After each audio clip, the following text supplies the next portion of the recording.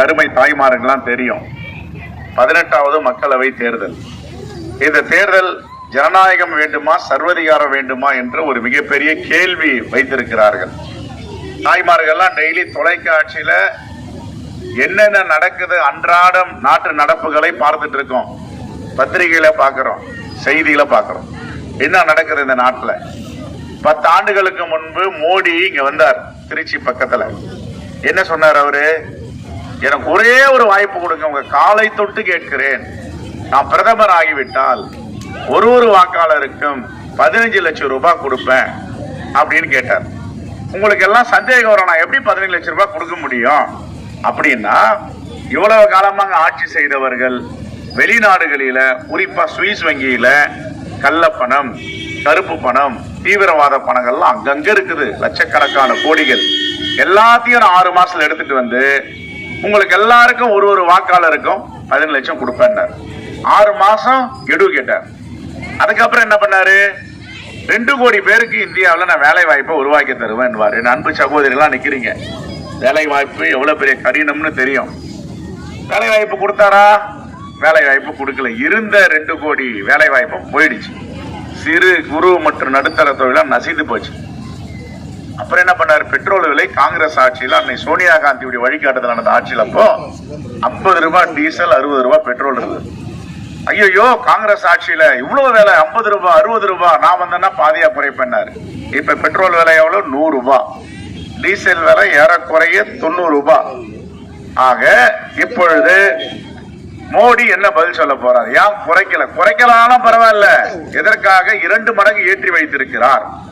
அன்னை சோனியா காந்தி காங்கிரஸ் ஆட்சியில மன்மோகன் சிங் பிரதமரா இருக்கும் போது ஒரு கேஸ் சிலிண்டர் என்ன விலைன்னு தெரியும்? 420 ரூபாய். நாங்கள் ஆட்சி பொறுப்பை ஒப்படைக்கும் போது 420. என்ன சொன்னாரு? ஐயோயோன்னாரு. என்னடா ஐயோயோன்றாரு? பார்த்தா 420 ரூபாயா? தாய்மாரெல்லாம் தாங்குவீங்களா நீங்க? எனக்கு ஒரு வாய்ப்பு விடுங்க, மோடிஜிக்கு பிரதமரா வந்த உடனே 210 ரூபாய் ஆக்கிறேன்னாரு. இப்ப எவ்வளவு ஒரு கேஸ் சிலிண்டர் விலை? எவ்வளவுமா? 1000 ரூபாய். இது நியாயமா இது? அப்புறம் இந்திய பொருளாதாரத்தை அமெரிக்காவுக்கு நிகரா, உலக நாடுகளுக்கு நிகரா நான் கொண்டு போயிடுவேன்னாரு. இப்ப இந்திய பொருளாதாரம் எப்படி இருக்குன்னா, இவர் ஆட்சிக்கு வந்த பேரு நம்ம எல்லாம் நிக்கிறோம், என்னை உட்பட நம்ம தலையில 1,50,000 ரூபாய் கடன் வச்சிருக்காரு. ஒரு இந்தியன் 140 கோடி மக்களுக்கு மேல் இந்த தேசத்தில் வாழ்ந்து கொண்டிருக்கிறோம். ஒரு இந்தியன் தலைமையிலும் 1,50,000 ரூபாய் கடன் சுமையை வாங்கி வச்சிருக்கிறார். ஏன் இந்த கடன் சுமை? அவருடைய நண்பர்களுடைய வரியை, கடனை தள்ளுபடி செய்யணும், அதானிக்கு, அம்பானிக்கு. அப்ப இந்த ஆட்சி மக்களுக்கான ஆட்சியா?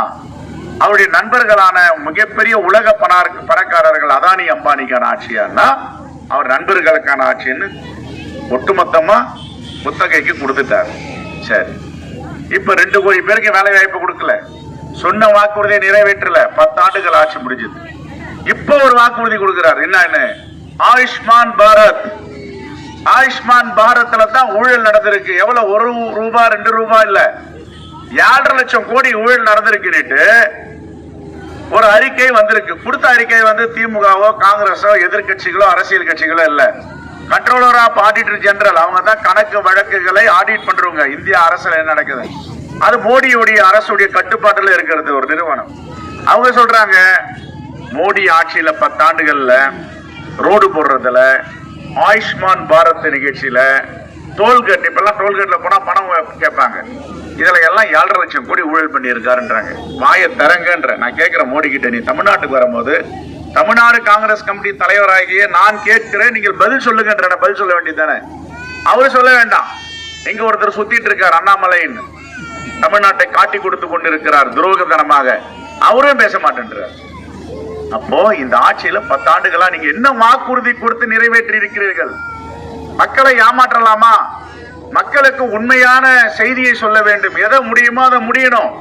இப்ப அன்னை சோனியா காந்தி வந்தாங்க, மன்மோகன் சிங் வந்தாரு, ஜவஹர்லால் நேரு இருந்தார் பிரதமரா, அன்னை இந்திரா காந்தி இருந்தாங்க, லால் பகதூர் சாஸ்திரி இருந்தாரு, டாக்டர் மன்மோகன் சிங் இருந்தாரு, ராஜீவ் காந்தி இருந்தார். இவங்க கொடுத்த வாக்குறுதியை, ஒரு வாக்குறுதி கொடுத்துட்டோமே இந்த தேசத்துல மக்களுக்கு, அதை நிறைவேற்ற வேண்டும்.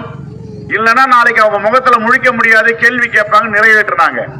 வாக்குறுதியை மட்டும் நிறைவேற்றல, கொடுக்காத வாக்குறுதி. இப்ப 100 நாள் வேலை திட்டம் எல்லாருக்கும் தெரியும் இல்லையாமா? மகாத்மா காந்தி ஊரக வேலை வாய்ப்பு தேசிய உறுதி திட்டம். அதான் 100 நாள் வேலைன்றாரு. கொண்டாந்தது யாரு? அன்னை சோனியா காந்தி, காங்கிரஸ் ஆட்சியில். இப்ப 100 நாள் வேலை, இப்ப 150 நாள் ஆக்க போறாங்க, நகர்ப்புறங்களையும் ஆக்க போறாங்க. ஆனா இந்த 100 நாள் வேலை வாய்ப்பு திட்டத்தை எந்த தேர்தல் வாக்குறுதியும் அன்னை சோனியா காந்தி சொல்லல, காங்கிரஸ் சொல்லல. இது தேவை, நாங்க கொண்டு வந்தோம். நான் திட்டக்குடியில் எம்எல்ஏவா இருந்தேன் 2006 இருந்து 2011 வரைக்கும். அப்ப பாத்தீங்கன்னா நான் எப்பவுமே சாதாரணமா கிராமத்துல போகும்போது ஏன்னா ஒரு குடிசையா ஒரு வீடு இருந்தா பெரியவங்க எல்லாம் இருந்தாங்க, போய் உட்காந்து பேசுவேன். எப்படிமா இருக்கீங்க, உடம்பு எப்படி இருக்கு, நம்ம ஊர்ல எப்படி இருக்காங்கன்னு கேட்கும்போது சொல்லுவாங்க. அப்ப என்ன பண்ணாங்க, 100 நாள் வேலை வாய்ப்பு வந்து 2 வருஷம் ஆச்சு. போயிட்டு வந்தேன். எப்படிமா வெள்ள வீட்டுலாம் பாத்துக்கிறாங்களா? நல்லா பாத்துக்கிறாங்க. எப்படி நல்லா பாத்துக்கிறாங்க? நீ போன முறை வரும்போது தண்ணி இல்ல, காப்பி இல்ல, சாப்பாடு இல்ல. நீ இல்லப்பா 100 நாள் வேலைக்கு நான் இப்ப போறேன். எப்படி நீங்க உங்களால வேலை செய்ய முடியுதுமா? சும்மா ஒரு பாண்டு ஒரு சொம்புல மண் எடுத்து போட்டா எனக்கு 140 ரூபாய் கொடுக்குறாங்க. பாருங்க, நான் கட்டிங்கிற சேலை 100 ரூபாய், கட்டிங்கிற சேலை 100 ரூபாய் காட்டன் சாரி. ஆனா நான் முடிச்சு போட்டு வச்சிருக்கேன் பாருங்க, அங்கங்க 140 ரூபாய், 50 ரூபாய், 100 ரூபாய் ஃபுல்லா முடிச்சு. இந்த சேலையில் இருக்கிற பணத்துடைய மதிப்பு 5000 ரூபாய். 100 நாள் வேலை திட்டத்துல சேர்த்து நானு வச்சிருக்கேன். இப்ப என் மருமகள், என் மகன் எல்லாம் மதிக்கிறாங்க, காப்பி கொடுக்குறாங்க, வெண்ணி தண்ணி கொடுக்குறாங்க, சோறு போடுறாங்க. என்னன்னா பொருளாதாரத்தில் வயதானாலும் தலை நிமிர்ந்து நிற்கிறார். இதுதான் அன்னை சோனியா காந்தி கொண்டு வந்த 100 நாள் வேலை வாய்ப்பு திட்டம். இது இல்லாம திட்டம். இத தேர்தல் வாக்குறுதியில எங்கேயுமே நாங்க சொல்லலையே, நாங்க இதெல்லாம் கொண்டு வருவோம்னு சொல்லலையே. Right to information act. என் சகோதரி அங்க நிக்கிறாங்க, அவங்களுக்கு இந்த நாட்டுல என்ன நடக்குதுன்னு ஒரு கடிதம் எழுதி தெரிந்து கொள்ள வேண்டும், ரகசியமே இருக்கக்கூடாது. தகவல் அறியும் உரிமை சட்டத்தை கொண்டு வந்தாங்க, RTI, right to information act. நீங்க ஒரு கடிதம் எழுதினீங்கன்னா அதுக்கு உடனே பதில் வரணும். பதில் கொடுக்க மறுத்தாங்களா அப்பீல் பண்ணலாம். அப்புறம் எஜுகேஷன், எல்லாருக்கும் கல்வி மறுப்பு இருந்தது. ரைட் டு எஜுகேஷன், கட்டாய கல்வி கொண்டு வந்தது காங்கிரஸ். இது யாருமே நாங்க சொல்லலையே தேர்தல் வாக்குறுதியில. மோடி அவர்களே, நீங்க என்னென்ன தேர்தல் வாக்குறுதி கொடுத்தீங்க, ஒண்ணு கூட நிறைவேற்றலையே. 15 லட்சம் கொடுக்கல, 2 கோடி பேருக்கு வேலை வாய்ப்பு கொடுக்கல. கடைசியில பகோடா சுட்டு வில்லுங்கன்னாரு. பகோடா சுட்டு வில்லுங்க, பான் பஜ்ஜி சுட்டு வில்லுங்க. அதற்காக நம்ம படிச்சிருக்கோம் பகோடா வைக்கிறதுக்கு. ஆனால் நீ எந்த தேர்தல் வாக்குறுதியும் நிறைவேற்றவில்லை. இங்க திமுக ஆட்சி வந்தது 2.25 ஆண்டுகளாவது. அவர் வாக்குறுதி கொடுத்தார். வாக்குறுதி கொடுத்ததை 80 விழுக்காடு 2 ஆண்டுகள் நிறைவேற்றினார் தளபதி அண்ணன் மு க ஸ்டாலின் அவர்கள். நிறைவேற்றினாரா இல்லையா? நகர பேருந்துல விடியல் பயணம்னார், கையெழுத்து போட்டார். எடப்பாடி ஆட்சியில 5000 ரூபாய் கொடுங்க கொரோனா பெருந்தொற்று நிதி கொடுக்கல, 1000 ரூபாய் கொடுத்தார். ஆட்சிக்கு வந்து 2000 4000 கொடுத்தார். அதற்கு பிறகு பால் விலையை 3 ரூபாய் குறைச்சார். பெட்ரோல் விலையை குறைச்சார். இதற்கு மேல 1000 ரூபாய் உரிமை நிதி கொடுக்கப்படும், உரிமை தொகைன்னு அதையும் கொடுத்தார். அப்போ சொன்னதெல்லாம் இவர் செஞ்சார். 80 விழுக்காடு, இன்னும் 20 விழுக்காடு செய்ய போறார் எஞ்சிய நாட்களில். ஆனா சொல்லாதது என்ன செஞ்சாரு? ஒரு அரசு எப்படி இருக்க வேண்டும் என்றால் சொன்னதையும் செய்ய வேண்டும். வாக்குறுதி, அந்த வாக்குறுதியை நிறைவேற்ற வேண்டும். நம்ம வீட்டுல பெரியவங்க எல்லாம் கிராமத்துல சொல்லுவாங்க, எப்ப வாக்கு கொடுத்துட்டான்னு. அந்த வாக்கு கொடுத்தா அதை நிறைவேற்றணும், அவங்கதான் சம்சாரின்னு சொல்லுவோம் நாம. அப்ப அரசியலிலும் வாக்குறுதி கொடுத்தால் நிறைவேற்ற வேண்டும். இவ்வளவு வாக்குறுதியை கொடுத்துட்டு ஒடுக்காத வாக்குறுதியை என்னென்ன நிறைவேற்றிருக்காரு? கொரோனா பெருந்தொற்று காலத்துல குழந்தைகள் படிக்க முடியல, எண்ணும் எழுத்தும் இல்லம் தேடும் கல்வியினார். கொரோனா பெருந்தொற்று காலத்துல வீட்டுல முடங்கி கிடக்கிறாங்க பெரியவங்க, மக்களை தேடி மருத்துவம் கொண்டு வந்தார். அங்கங்க விபத்து ஆயிட்டு சாலையில கிடக்கிறாங்க, உயிருக்கு ஊசலாடுறாங்க, இன்னுயிர் காப்போம் 48 கொண்டு வந்தார். காலை உணவு திட்டம் கொண்டு வந்திருக்கார். நான் முதல்வன் ஆனால் போதாது, ஆனால் இங்கே முதல்வன் எல்லோரும் வீட்டுக்கு வீடு ஆக வேண்டும் என்று நான் முதல்வன் திட்டத்தை கொண்டு வந்தார்.